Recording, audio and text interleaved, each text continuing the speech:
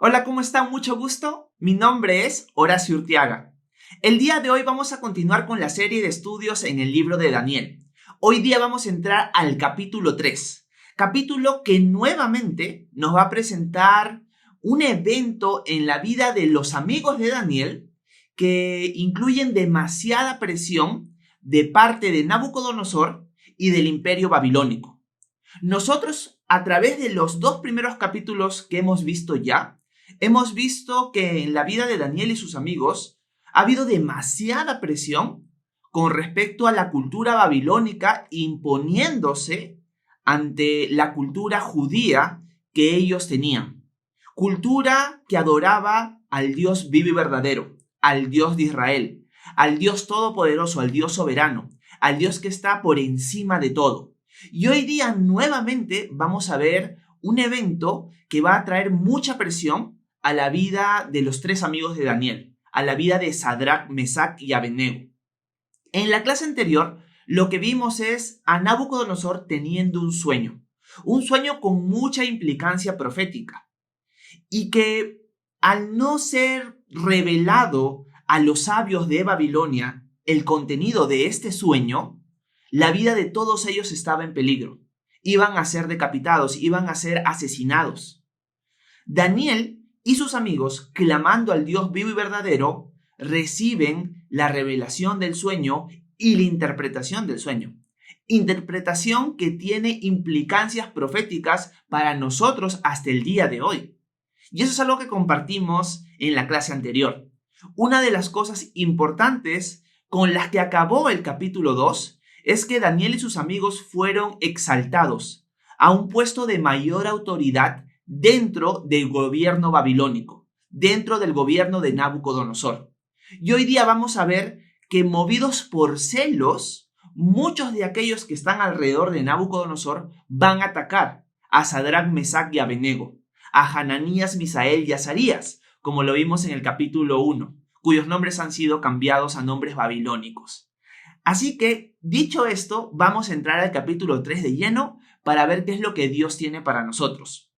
Vuelvo a recordarles que la versión de la Biblia que vamos a estar leyendo es la Biblia Reina Valera contemporánea. Entremos al versículo 1 del capítulo 3 de Daniel. Dice lo siguiente: el rey Nabucodonosor mandó que se erigieran una estatua de oro en el campo de Dura, en la provincia de Babilonia, la cual medía 60 codos de alto y 6 codos de ancho. Luego el rey ordenó que se reunieran a los sátrapas, magistrados, capitanes, oidores, tesoreros, consejeros y jueces, lo mismo que el resto de los gobernadores de las provincias, y que asistieran a la dedicación de la estatua que él había mandado erigir. Y así, sátrapas, magistrados, capitanes, oidores, tesoreros, consejeros, jueces y demás gobernadores de las provincias hicieron acto de presencia en la dedicación de la estatua que el rey Nabucodonosor había mandado erigir. El pregonero anunciaba en voz alta: a ustedes, pueblos, naciones y lenguas, se les ordena que, al oír las bocinas y las flautas, los tamboriles, las arpas, los salterios y las zampoñas y cualquier otro instrumento musical, se arrodillen y adoren la estatua de oro que el rey Nabucodonosor ha mandado erigir. Todo el que no se arrodille ante ella ni la adore, será inmediatamente arrojado a un ardiente horno de fuego. Por eso, en cuanto todos los pueblos, naciones y lenguas escucharon el sonido de las bocinas, flautas, tamboriles, arpas, salterios, zampoñas y otros instrumentos musicales, se arrodillaron delante de la estatua de oro que el rey Nabucodonosor había mandado erigir, y la adoraron. En estos primeros 7 versículos, lo que estamos viendo es que Nabucodonosor ha mandado erigir, establecer una estatua de oro. Una estatua de oro en su honor. Una estatua de oro que lo representa a él. No sabemos exactamente cuántos años han pasado desde el capítulo 2 hasta el capítulo 3. Algunas personas piensan que han pasado muy poco tiempo, otras que han pasado muchos años. La verdad es que no tenemos una certeza de la cantidad de tiempo que ha pasado. Pero algo sí tenemos claro. El sueño del capítulo 2 ha influenciado mucho en la decisión que Nabucodonosor está tomando aquí. ¿Por qué? Porque si ustedes han repasado conmigo, han estudiado conmigo el capítulo 2, saben que en el sueño que Dios le dio a Nabucodonosor, la cabeza de oro simbolizaba su reino. Pero las demás partes de la estatua ya no simbolizaban el reino de Babilonia, sino otros reinos futuros. Nabucodonosor, al establecer una estatua completa de oro, está desafiando la revelación de Dios. Le está dando la contraria a la voluntad de Dios. Está diciéndole a Dios en su cara, mi reino nunca va a terminar. Mi legado, el legado de Babilonia conquistando al mundo conocido y gobernándolo, nunca se va a terminar. Yo siempre voy a ser la estatua de oro, de arriba hasta abajo. Y Nabucodonosor manda erigir una estatua de oro. Cuando nosotros vemos las medidas de la estatua, nos damos cuenta que la estatua no podría ser por sus dimensiones completamente de oro. Lo más probable es que era una estatua de madera bañada en oro. Y que la altura de la estatua tendría que ver mucho con una base alta donde esa estatua iba a ser puesta. Más o menos, calculándose los codos que vemos acá, vemos que la estatua medía 30 metros de alto y 3 metros de ancho aproximadamente. Cuando esta estatua es erigida, es levantada, hay una orden que viene acompañada de la construcción de la estatua. ¿Cuál es esa orden? Que al momento que los instrumentos musicales sonaran, la mayoría de personas que iba a estar invitada ahí, bueno, no la mayoría, sino el total de las personas que iba a estar ahí, que eran gobernadores, sátrapas y un montón de gente importante de Babilonia, iban a tener que arrodillarse delante de la estatua. Cuando ellos escucharan estos instrumentos musicales, ellos se iban a arrodillar delante de la estatua con un propósito. El propósito, como vemos en el versículo 7, era adorar la estatua. Era adorar la estatua. Nabucodonosor está poniendo una ley política, pero con implicancias religiosas. Es el gobierno diciéndole a sus ciudadanos, tienen que adorarme a mí, al rey. Es una adoración política, es una adoración a un ser humano, a Nabucodonosor. Nabucodonosor acá se está tomando atributos divinos, porque está pidiéndole a la nación que lo adore a él como Dios. Eso es lo que está haciendo Nabucodonosor, está pidiendo una adoración. ¿Y qué hace el pueblo? ¿Qué hacen los gobernantes? Aquellas personas que rigen la nación junto a Nabucodonosor y que le sirven a él, cuando escuchan el sonido de flautas, de zampoñas y de todos los instrumentos musicales que se narran acá, dice el versículo 7, que adoran la estatua. Esto es lo que nosotros vemos en los primeros 7 versículos, una adoración completa, total, al rey Nabucodonosor por mandato del gobierno. Esto es lo que estamos viendo nosotros acá. Una de las cosas que vamos a ir viendo en los siguientes versículos es que cuando todas estas personas se arrodillan delante de la estatua y le adoran, hay un grupo de personas que no lo hacen.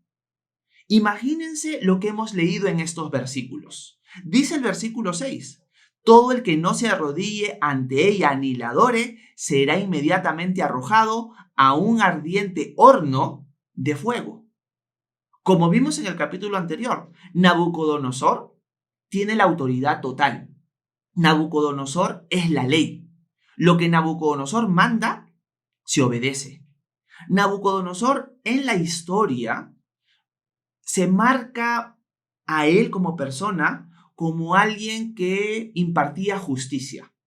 En restos arqueológicos de escritos babilónicos cuneiformes muy antiguos, se narra a Nabucodonosor como alguien justo, como alguien que día y noche estaba buscando cómo hacer justicia.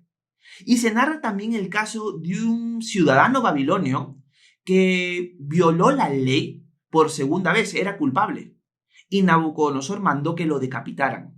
Y luego que mandó que lo decapitaran, mandó hacer una estatua de la cabeza de este hombre para recordarle a la nación que el que se metía contra él la pagaba caro. Y en este caso el pueblo sabe que si Nabucodonosor dice que te va a echar a un horno de fuego, lo va a hacer. Así que la ley está dada. Nabucodonosor tiene una reputación de cumplir lo que dice. Toda esta gente sabe que puede morir. Así que cuando suenen los instrumentos musicales, la gente se va a postrar. Pero lo que vamos a ver a continuación es que hay 3 personajes que les hablé en el principio del video. Sadrac, Mesach y Abednego. Que mientras que todo el mundo se arrodilla delante de la estatua, ellos se van a mantener firmes. Ellos se van a mantener de pie. Ellos no van a adorar a la estatua de oro de Nabucodonosor. Y me puse a pensar de que cuando nosotros vemos este evento, nosotros podríamos intuir de que dentro de este grupo grande de personas también se encuentran judíos que vinieron exiliados junto a Daniel y a Sadrac, Mesach y Abednego. Dentro de este grupo de judíos ha venido un grupo más grande. Y este grupo más grande, lo más probable es que también está dentro de la multitud que está adorando la estatua. ¿A qué voy con esto? Que Sadrac, Mesach y Abednego están viendo delante de sus ojos a otros de su propio pueblo postrarse delante de la estatua de Nabucodonosor, porque su vida estaba en peligro. Pero ellos no lo hacen. Ellos se mantienen en pie. ¿Por qué Sadrac, Mesach y Abednego no se postran delante de la estatua? ¿Cuál es el problema aquí? ¿Por qué ellos le dan la contra a Nabucodonosor? ¿Por qué ellos no obedecen la ley que él ha dado? Porque ellos saben que postrarse y adorar la estatua es tener un Dios ajeno al Dios vivo y verdadero que los ha rescatado en los capítulos anteriores. En el capítulo 1 y en el capítulo 2 hemos visto a Dios honrar la obediencia de Sadrac, Mesach y Abednego y de Daniel. En este caso, este Dios al que ellos adoran les había dejado claro a su pueblo en Éxodo 20 de que ellos no podrían postrarse ante ningún Dios falso, ante ningún otro Dios. Todos los dioses, aparte del Dios vivo y verdadero, son dioses falsos.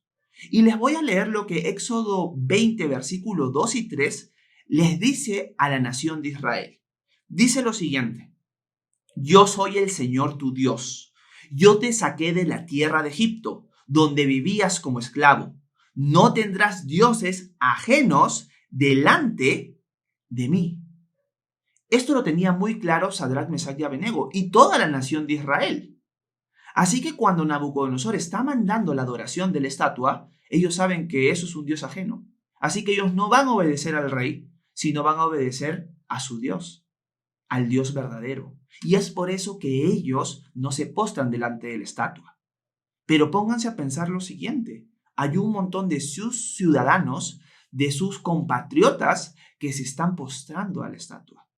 Y muchas veces en nuestra vida es exactamente igual.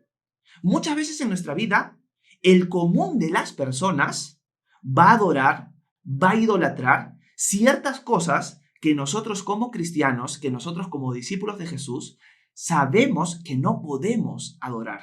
Sabemos que no podemos idolatrar. Pero ese grupo de personas grande que se está postrando delante de esa estatua de oro, por así decirlo, causa una presión en nosotros. Porque al nosotros quedarnos de pie, parecemos los raros de la película. Parecemos aquellos que son los aguafiestas. Aquellas personas que, bueno, son los aburridos, son aquellas personas que están locas, porque todo el mundo lo hace. Y es más, noten que los babilonios se están postrando, pero como les dije, lo más probable es que también judíos se estén postrando. Y también podría pasar esto en nuestra vida, que nosotros, al saber que no debemos postrarnos delante de esta estatua de oro, en nuestro caso, sea la que sea, ustedes saben cuáles son los ídolos con que ustedes luchan, que al tú luchar con esa adoración, también puedes ver cristianos que sí, ellos sí se están postrando ante la estatua, que ellos sí están adorando esos dioses falsos, que ellos sí están adorando una ley del gobierno que va en contra de Dios, o cualquier cosa. Porque en este ejemplo estamos viendo una ley del gobierno que tiene que ver con la adoración. Es una adoración al gobierno. Y podría suceder en nuestra vida exactamente lo mismo. El gobierno te está pidiendo algo que va en contra de la voluntad de Dios. Y tú miras alrededor, miras a la izquierda, miras a la derecha y todo el mundo lo hace. Todo el mundo se postra ante la estatua. Ves a cristianos, ves a hermanos en la fe y también ves que ellos se postran delante de la estatua. ¿Cuál es la lucha que tú vas a tener en ese momento? El postrarte también tú, porque todo el mundo lo hace. Pero nosotros estamos llamados a obedecer a Dios a pesar de las consecuencias. Nosotros estamos llamados a obedecer a Dios a pesar de que todo el mundo lo haga. Si todo el mundo se postra ante la estatua, pero eso es una violación directa a lo que Dios nos ha mandado, tú no lo debes hacer. Tú te debes mantener firme. Aunque aquellos que también dicen seguir a Dios lo hagan, tú no lo haces. Y tú obedeces a Dios a pesar de las consecuencias. ¿Cuáles son las consecuencias acá? Tu propia vida. Sadrac, Mesach y Abednego no están jugando con, bueno, me va a caer una multa, bueno, me pueden meter preso por unos años. No, Sadrac, Mesach y Abednego se están jugando la vida con este acto de obediencia. Se están jugando la vida al ser arrojados a un pozo o a un horno de fuego. Y a ellos no les da temor eso. Ellos van a poner a Dios por delante de todo. Pero al hacerlo, van a venir consecuencias. Su obediencia va a traer consecuencias, positivas y negativas. Y vamos a ver a continuación cuáles van a ser las consecuencias negativas. Sí, ellos pusieron a Dios por delante de la adoración de la estatua. Pero eso no significa que no van a haber problemas por haber obedecido a Dios. Van a aparecer los problemas. Y los problemas van a aparecer en los versículos siguientes. Acompáñenme al versículo 8. Dice lo siguiente. Por esos días, algunos caldeos aprovecharon la ocasión para acusar a los judíos. Se presentaron ante el rey Nabucodonosor y le dijeron: que tenga su majestad una larga vida. Su majestad ha decretado que, al oír el sonido de bocinas, flautas, tamboriles, arpas, salterios y zampoñas y de cualquier otro instrumento musical, todos deben arrodillarse ante la estatua de oro y adorarla. Y quien no se arrodille y la adore, sea arrojado a un ardiente horno de fuego. Pues resulta que Sadrac, Mesach y Abednego, esos judíos a los que su majestad puso a cargo de los negocios de la provincia de Babilonia, no respetan a su majestad, ya que no adoran a sus dioses ni a la estatua de oro que su majestad mandó erigir. Noten esto, pónganse a pensar en algo. Si nosotros vemos el capítulo anterior, estos hombres que están acusando a Sadrac, Mesach y Abednego han sido salvados, sus vidas han sido salvadas por lo que vimos en el capítulo anterior, que Daniel y estos hombres pudieron comunicarle al rey el contenido del sueño y la interpretación del sueño. Recuerden que Daniel le dice a Arioc que cancelen la orden de matar a los sabios de Babilonia porque él había recibido la revelación del sueño. O sea, estos hombres que están hablando mal y acusando a Sadrac, Mesach y Abednego han sido hombres que les deben la vida a estos muchachos, que les deben la vida a estos hombres, pero por celos los entregan. Sí, nosotros nos postramos a la estatua y estos hombres no lo hacen. ¿Quién se cree en ellos para no acatar la orden de Nabucodonosor? ¿Se creen mejor que nosotros? ¿Qué les pasa? Vamos a hablar con Nabucodonosor y vamos a entregar a estos traidores. Porque, ojo, el hecho de no postrarse ante la estatua era prácticamente traición a la nación, porque era una ley de Nabucodonosor y él era la ley. Así que estos hombres que le deben la vida a Daniel y a sus amigos, los traicionan. Y impulsados por los celos, los venden ante Nabucodonosor. Y les dice claramente: rey, tú has ordenado que cuando se escuche el sonido de los instrumentos musicales, todos deben postrarse ante tu estatua y adorarla. Pues mira, estos hombres que tú has exaltado, que tú los has puesto por encima de nosotros, están ahí. Y al escuchar los instrumentos, no se postran, sino que se quedan parados desafiándote a ti, desafiando a tu autoridad y desafiando a tus dioses, Nabucodonosor. Cuando Nabucodonosor está escuchando esto, obviamente lo que va a surgir en él es indignación. Pero una de las cosas que quiero dejar claro al ver estos versículos es que cuando nosotros decidimos obedecer a Dios, no significa que todo va a ser color de rosas. No significa que, bueno, yo pongo a Dios por encima de todo, lo obedezco y el Señor me va a proteger de las consecuencias. Bueno, no siempre es así. Puede suceder que sí, pero eso no significa de que hay algunas personas que se llenen de ira al ver tu obediencia, que se llenen de ira al ver que tú no te postras ante la estatua. Pueden ser compañeros de trabajo, pueden ser familiares, pueden ser amigos de tu vecindario, que ven que tú no te postras ante la estatua. Ven que todos los demás lo hacen, pero tú no, que tú eres el bicho raro de la ecuación. ¿Y qué va a surgir en ellos muchas veces? Es ira, es celos, es cólera, porque tú les estás mostrando con tu vida que tú estás poniendo a Dios por encima del gobierno o por encima de cualquier Dios falso que se pueda presentar, de cualquier ídolo, de cualquier desobediencia a Dios en ese momento. Todo el mundo lo hace, pero tú no lo haces, porque tú eres fiel a Dios, porque tú vas a permanecer firme a su obediencia, a la obediencia a Él. Eso puede causar muchas veces que el mundo te aborrezca. Por eso Jesús, cuando estuvo aquí en la tierra, dejó claro, si el mundo los aborrece, tengan presente que antes que a ustedes, me aborreció a mí. Así que es algo muy importante para tenerlo en cuenta. Nuestra obediencia a veces trae consecuencias que son negativas para nuestra vida. En este caso, estos hombres están acusando, están guiando todo para que Sadrach, Mesach y Abednego mueran por su obediencia a Dios y su desobediencia al gobierno y a la idolatría, a adorar ídolos falsos. Eso es lo que está sucediendo y tenemos que tenerlo claro. Veamos ahora la respuesta de Nabucodonosor. Versículo 13. Nabucodonosor se indignó mucho y ordenó que llevaran ante él a Sadrach, Mesach y Abednego, y estos al instante fueron llevados a la presencia del rey.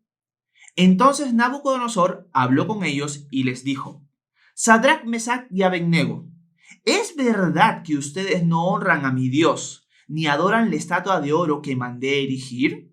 Díganme entonces si, al oír el sonido de bocinas, flautas, tamboriles, arpas, salterios y zampoñas y otros instrumentos musicales, están dispuestos a arrodillarse ante la estatua que he mandado hacer y adorarla. Porque si no la adoran, en ese mismo instante serán arrojados a un ardiente horno de fuego. Y entonces, ¿qué Dios podrá librarlos de mis manos?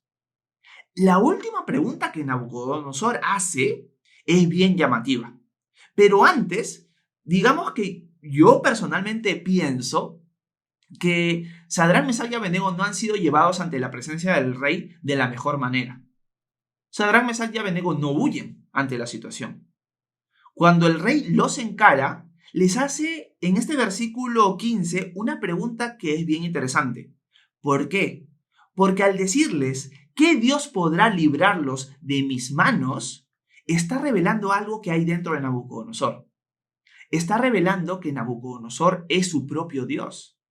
Él se está poniendo por encima de cualquier Dios, del Dios de Israel y de los dioses falsos de Babilonia.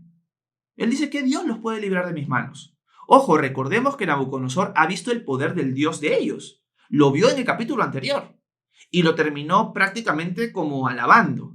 No en un sentido de que es su Dios, pero sí sorprendido del poder de este Dios de estos muchachos. Pero ahora vemos a Nabucodonosor que eso no ha impactado mucho su vida. Ha sido una parte del impacto. Vamos a ver hoy que este Dios va a seguir impactando la vida de Nabucodonosor. Pero él está mostrando algo importante. Yo soy mi propio Dios y no hay nadie superior a mí. Yo soy mi Dios. Ustedes se tienen que someter a mí y me tienen que adorar. Punto.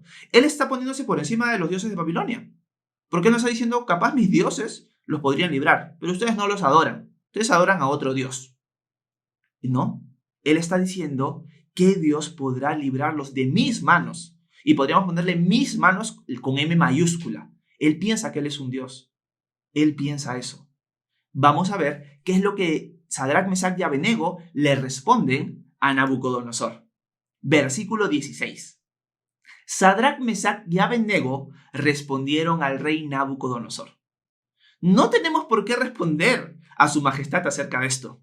Su majestad va a ver que nuestro Dios, a quien servimos, puede librarnos de ese ardiente horno de fuego y también puede librarnos del poder de su majestad. Pero aun si no lo hiciera, sepa su majestad que no serviremos a sus dioses, ni tampoco adoraremos la estatua que ha mandado erigir.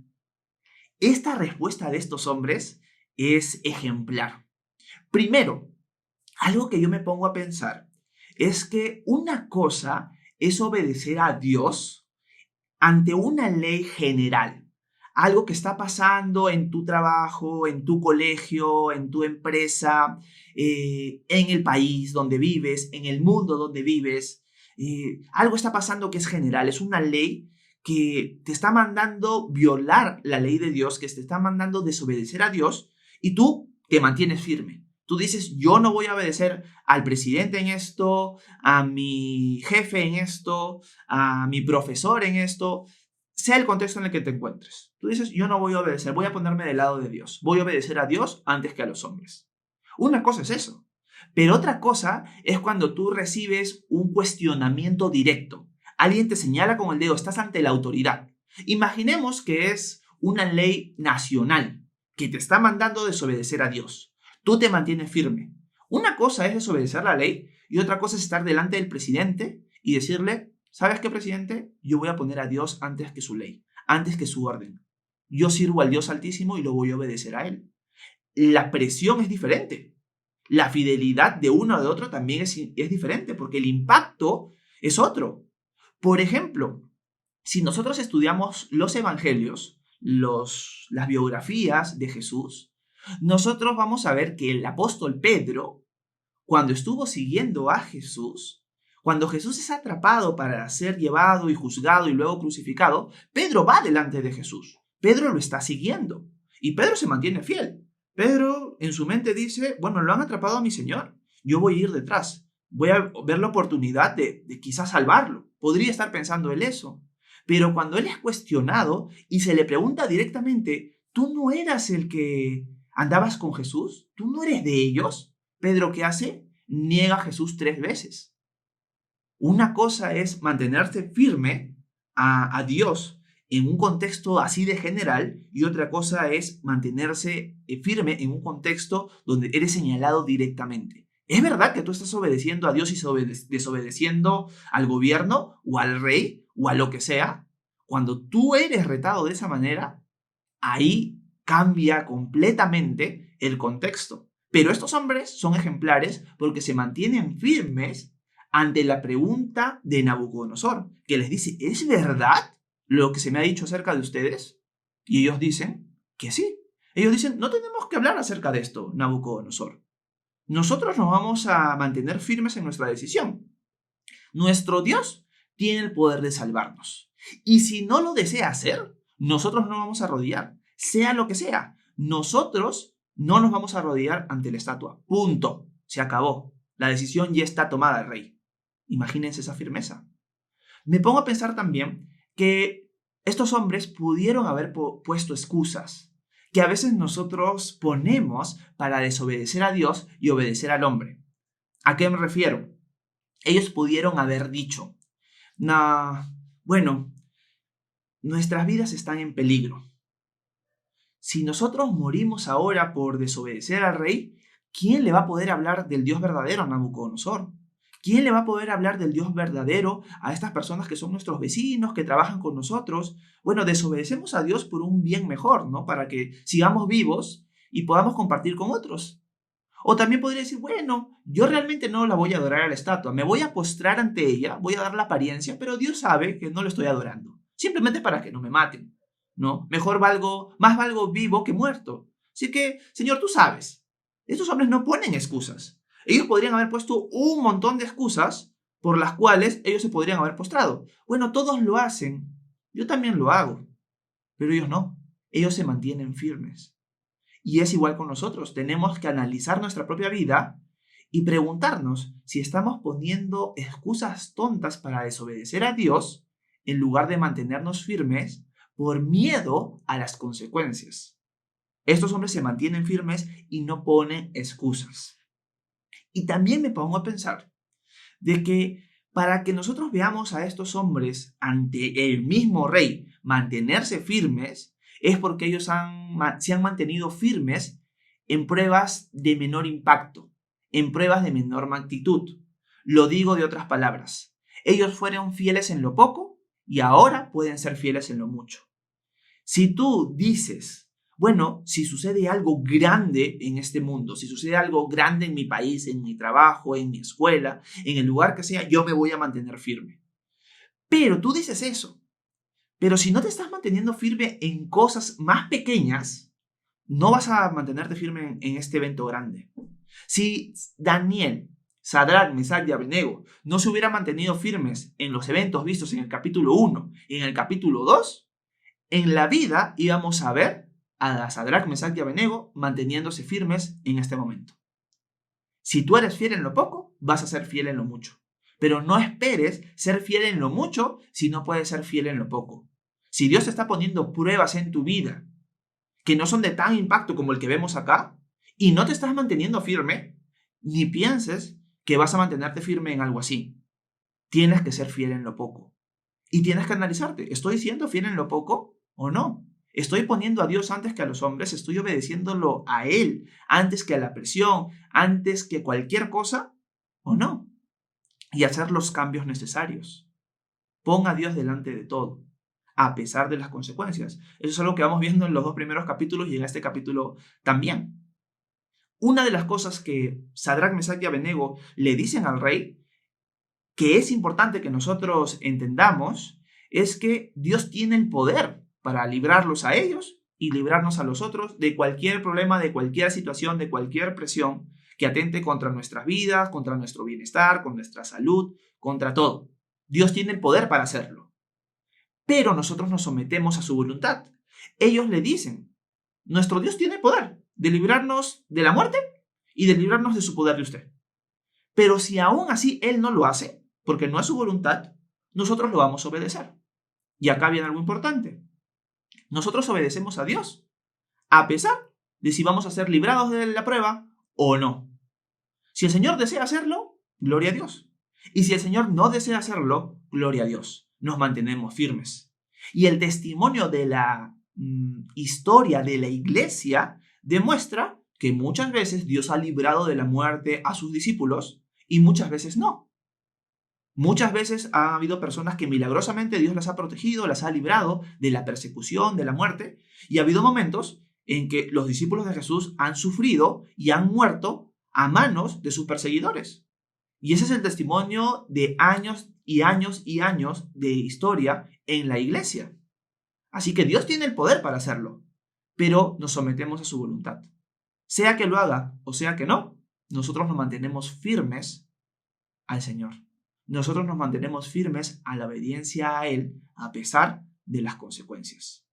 Sigamos avanzando. Versículo 19.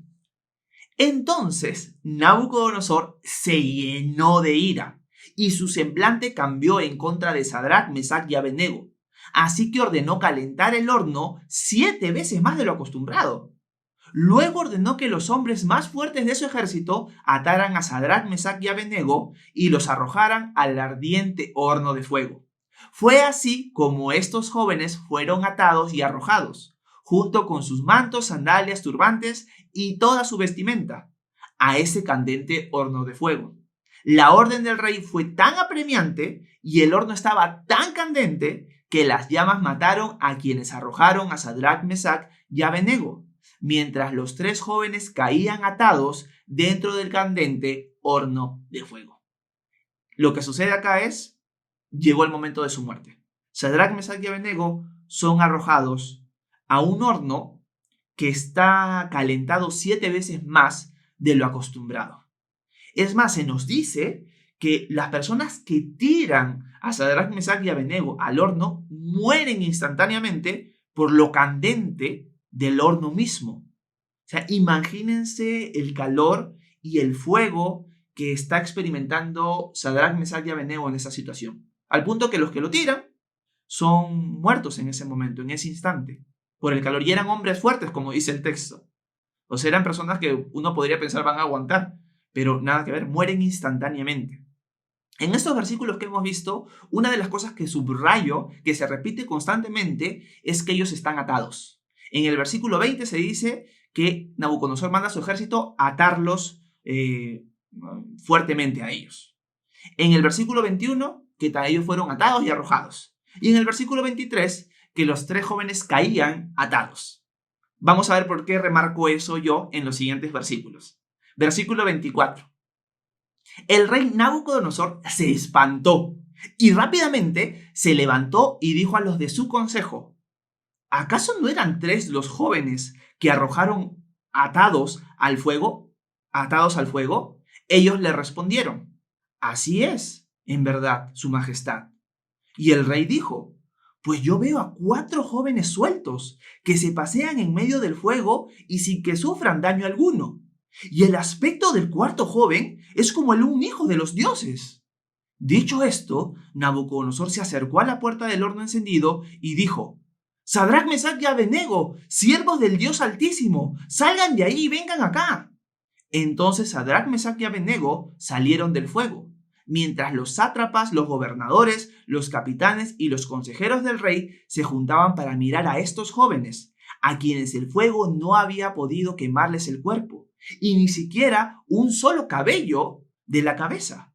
Sus vestidos estaban intactos y ni siquiera olían a humo. ¡Wow!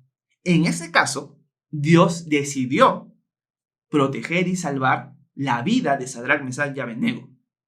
Hay una traducción de la Biblia, la traducción que fue la primera en traducir del hebreo al griego.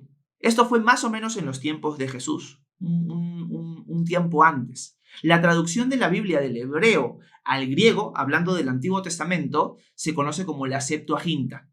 En el versículo 24 del que hemos leído, la Septuaginta narra, agrega, no sabemos por qué, no sabemos si es una traducción más antigua o no, no estamos muy seguros, de que Sadrach, Mesach y Abednego están cantando dentro del horno. Y eso es lo que hace que Nabucodonosor voltee y mire hacia el horno.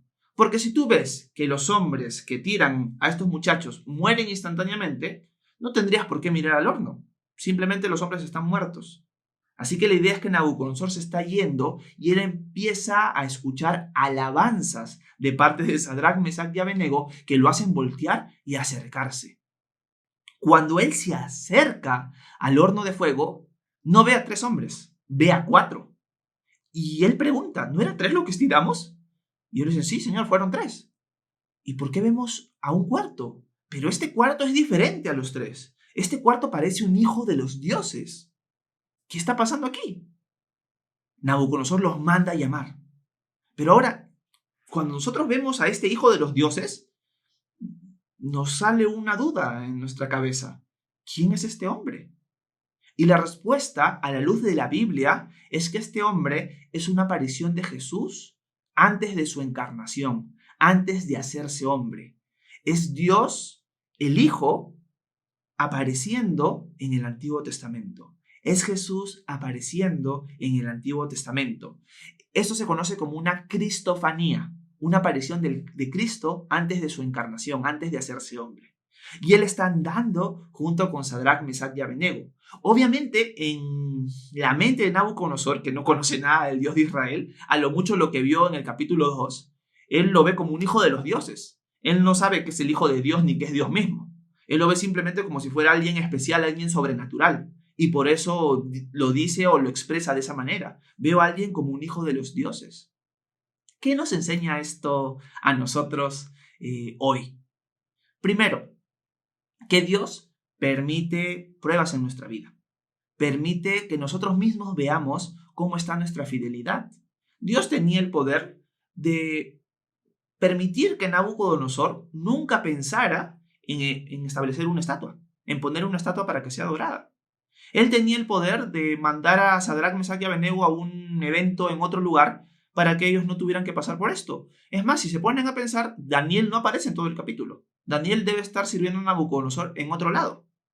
Él también pudo haber hecho eso con Sadrach, Mesach y Abednego, y que este evento en el capítulo 3 nunca sucediera. Pero Dios lo permitió así. Y Dios muchas veces nos mete en situaciones así para que nosotros mismos veamos cómo está nuestra fe, para que nosotros mismos podamos ver si realmente estamos firmes o si realmente lo que decimos con nuestra boca, que estamos muy firmes en el Señor, es verdad o no. Y nos prueba de esa manera. Si nosotros fuéramos a Hechos capítulo 16, nosotros veríamos que el apóstol Pablo junto a Silas fueron encarcelados injustamente en una prisión en la región de Filipos, en Macedonia. ¿Qué hace Pablo y Silas cuando están presos y encadenados en el cepo? Empiezan a cantar alabanzas a Dios. Si la traducción de la Septuaginta es real, esto es lo mismo que hicieron Sadrach, Mesach y Abednego, cantar. Lo mismo que Pablo y Silas. Ellos sabían que Dios está en control, que Dios permitió que ellos estuvieran en la cárcel y lo están alabando, porque saben que para los que amamos a Dios todas las cosas nos ayudan para bien. Y Dios nos mete en situaciones así para probar nuestra fe. Y es más, cuando veamos salir a Sadrach, Mesach y Abednego del horno de fuego, nos vamos a dar cuenta que no están atados. En los versículos anteriores vimos que se remarca mucho el hecho que están atados. Cuando salgan del horno, no van a estar atados. ¿Qué quiere decir Dios con esto? ¿O qué podríamos aprender de estas palabras? Que a veces Dios permite situaciones fuertes en nuestra vida para quemar las ataduras que tenemos, para quemar esas impurezas, esos ídolos, esas cosas que nos están atando de seguir avanzando en las cosas de Dios. Son cosas que si no pasáramos por estas pruebas, no se quemarían. Por ejemplo, estás pasando por una situación difícil y tú tienes una lucha con cualquier pecado, pero al terminar este tiempo de prueba te das cuenta de que ese pecado que tú tenías lo has podido vencer. No con tus fuerzas, sino con las fuerzas que te ha dado Dios en medio de esa prueba. Y te das cuenta, esta prueba fue horrible en su momento, pero ahora que he salido de ella, ahora que he salido de la tormenta, estoy agradecido con Dios, porque he crecido como discípulo. He aprendido a conocerlo más. He aprendido a saber más qué es lo que hay dentro de mi corazón. He sabido a aprender a negarme a mí mismo, a pedirle a Dios que me libre de estas fallas que estoy teniendo, y el Señor lo ha hecho. Pero si yo no hubiera pasado por esto, nunca hubiera aprendido estas lecciones, ni hubiera muerto a ciertos pecados que estaban en mi vida. Todas las cosas nos ayudan para bien, para los que seguimos a Jesús. Una de las cosas que también aprendemos acá es que en medio de la prueba no es que Dios te abandona, sino que Dios está contigo en medio del horno de fuego. En Isaías 41:10, Dios deja claro a todos aquellos que lo aman y lo sigan a Él lo siguiente. Isaías 41:10 dice: No temas, que yo estoy contigo. No desmayes, que yo soy tu Dios, que te doy fuerzas. Siempre te ayudaré, siempre te sustentaré con mi victoriosa diestra mano de justicia. Eso es lo que el Señor nos dice a cada uno de sus discípulos, a cada una de las personas que hemos decidido poner nuestra fe en Jesús. Una de las cosas que podría resaltar es que ese Jesús que está en medio de estos hombres quiere también estar en medio de tu vida. ¿A qué me refiero? Puede ser alguien que estás viendo la enseñanza y que no has decidido aún poner a Jesús como tu Señor. Una de las cosas maravillosas que Jesús nos da no es solamente la salvación, sino es su presencia constante, su apoyo, sus promesas por toda nuestra vida y hasta la eternidad. Jesús es digno de ser alabado y adorado porque Él vino a morir por nosotros. Nosotros somos pecadores y estamos destituidos de la gloria de Dios por nuestro pecado. Él es justo, nosotros somos injustos. Nosotros le hemos fallado un montón de veces. Y Él es santo y nosotros no somos santos. Él es perfecto, apartado de la maldad, nosotros no. Y en esta condición en la que estamos no podemos entrar a su presencia. Si yo me muero hoy, no podría entrar a su presencia, porque yo soy pecador y Él es santo. Pero Él, al hacerse hombre y venir a tomar nuestro lugar en la cruz, ser sepultado y resucitar de entre los muertos al tercer día, vino para darnos acceso directo a la presencia de Dios. Él vino a hacer un intercambio con nosotros. Yo merezco el castigo de Dios por mi pecado, Jesús lo recibe por mí en la cruz. Yo soy injusto, Él es justo. Yo soy injusto y no puedo entrar a la presencia de Dios. Él sí es justo y Él me otorga a mí su justicia. Es como que yo tuviera la ropa sucia. Eso es mi injusticia. Y Él tuviera la ropa más blanca del universo. Cuando yo pongo mi fe en Él, Él me viste a mí con su ropa. Así que yo entro a la presencia de Dios, no por mis propias obras, sino por la justicia de Jesús. Eso es lo que Él hace. Pero su obra en la cruz y su resurrección va más allá. Porque cuando tú decides seguirlo a Él, te vuelves su hijo y Él te promete a ti estar contigo todos los días hasta el fin del mundo. Dentro de miles de promesas más. O sea, cuando tú vas a la palabra de Dios, cuando tú vas a la Biblia y vas encontrando cada promesa, esa promesa en Cristo es para ti. Y eso es invaluable. Él promete estar con nosotros en medio de la tormenta. Y lo está cumpliendo con Sadrac, Mesac y Abednego en este momento. Eso es una de las lecciones que aprendemos en este pasaje. Bueno, veamos qué sucede cuando Sadrac, Mesac y Abednego salen y tienen el encuentro tan esperado con este rey que pensaba que él era Dios y ahora se está dando cuenta que no lo es. Versículo 28 hasta el final. En ese momento, Nabucodonosor exclamó: «Bendito sea el Dios de Sadrac, Mesac y Abednego, que envió su ángel y libró a sus siervos, pues confiaron en él y no cumplieron mi edicto. Prefirieron entregar sus cuerpos antes que servir y adorar a otro Dios. Por tanto, yo decreto que todo pueblo, nación o lengua que profiera alguna blasfemia contra el Dios de Sadrac, Mesac y Abednego sea descuartizado y que su casa sea convertida en muladar, porque ningún Dios hay que pueda salvar como este Dios». Después de esto, el rey exaltó a Sadrac, Mesac y Abednego en la provincia de Babilonia. O sea, estos hombres por su fidelidad terminan siendo más exaltados. Nabucodonosor queda sorprendido y queda maravillado con el Dios de estos hombres, pero aún Nabucodonosor no ha puesto su fe, su confianza en él. No la ha puesto. Por eso llama a Dios el Dios de Sadrac, Mesac y Abednego. No mi Dios, sino el Dios de ellos. Está maravillado con el poder de Dios. Se ha dado cuenta que no hay Dios que libre como Él. Pero aún piensa que hay otros dioses. Aún piensa que no es su Dios. Aún no ha tomado esa decisión. Y puedo decir que puede suceder eso contigo. Estás maravillado con un Dios. Estás maravillado con su poder, con su grandeza, con sus promesas, con lo que hace en la vida de otras personas. Pero aún tú no has tomado esa decisión. Yo te animaría que no sigas el ejemplo de Nabucodonosor en este capítulo, sino que tú tomes la decisión de decirle hoy a Jesús: tú eres mi Señor, tú eres mi Salvador, te entrego mi vida por completo. Yo no quiero ser como Nabucodonosor en este capítulo, sino como Sadrac, Mesac y Abednego. Ponerte a ti por encima a pesar de las cosas difíciles que tú puedas permitir en mi vida, porque van a ser para mi bien. Y en cierto sentido podríamos decir que lo que acabamos de ver en estos versículos, y sobre todo en el versículo 28 que Nabucodonosor dice: pues confiaron en él y no cumplieron mi edicto, es el mejor mensaje que Nabucodonosor haya podido recibir. Lo digo en otras palabras: la obediencia de Sadrac, Mesac y Abednego ha sido la mejor prédica que Nabucodonosor ha podido ver. Una cosa es hablar y contarle acerca de este Dios, y otra cosa es ver tu obediencia, tu fe, en vivo y en directo. Nabucodonosor está viendo la firmeza de estos hombres y está viendo al Dios de estos hombres por medio de la obediencia.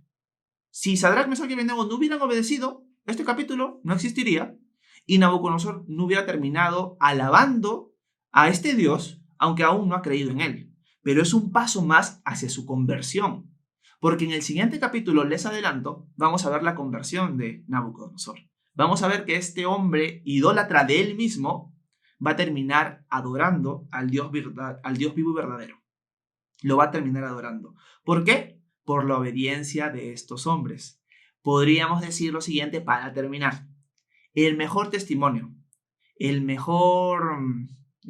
mejor demostración de tu Dios se expresa en tu obediencia.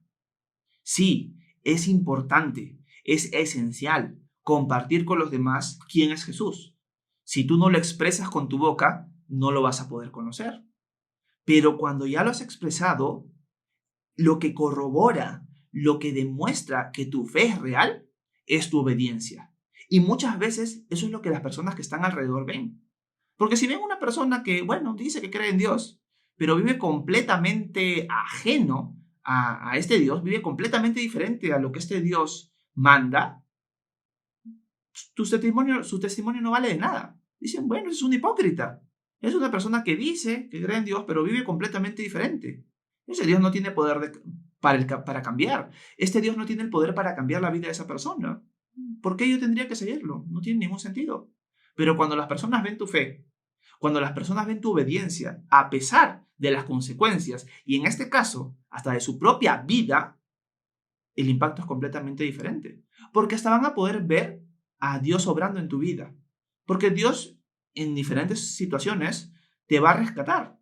Y en diferentes situaciones te va a mostrar su poder que otras personas que están alrededor tuyo lo van a ver. Y van a ser tentadas a alabar al Dios verdadero.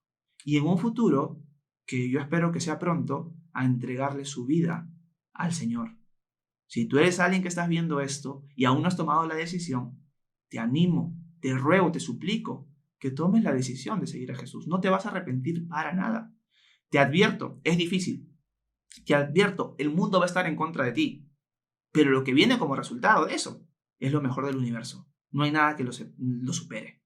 Así que los reto a mantenerse firmes en el Señor. Los reto a mantenerse obedientes a pesar de las consecuencias. Y los reto a tomar la decisión hoy de poner a Jesús como tu Señor. ¿Van a venir cosas difíciles? Las van a venir. De eso estoy 100% seguro. Seguir a Cristo no es para cobardes, es para valientes. Pero no hay nada mejor que eso. No hay nada mejor en el mundo. Así que los reto con eso. Si este capítulo fue de edificación para ti, te ha animado, te ha exhortado, te ha retado, te pediría que por favor le des un like, que lo compartas con otros y que estés orando para la siguiente clase, que va a ser Daniel capítulo 4 y esperar que el Señor nos hable también en ese capítulo. Muchas gracias por este tiempo, que Dios los bendiga mucho.